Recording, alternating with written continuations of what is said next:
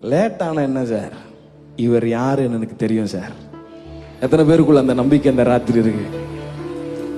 Maybe your situations are not good in your family. உங்க வேலை ஸ்தலத்துல ரொம்ப இடகுடமா தான் சூழ்நிலை இருக்கு. உங்க வீட்டுல சூழ்நிலை சரியில்லை. ஆனா அந்த ராத்திரி எத்தனை பேர் நம்புறீங்க, எனக்கு லேட் ஆகும்ன்றது ஒரு பக்கம் தாண்டி எனக்குள்ள இருக்கிறவர் யாருன்னு தெரியும் சார் எனக்கு.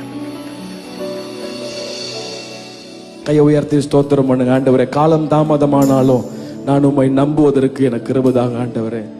அல்லேலூயா. தாமதிக்கிறார் என்றால் தரமாட்டார் என்று அர்த்தம் அல்ல, சிறந்ததை தருவார். நல்ல கையை தட்டி ஒரு அல்லேலூயா.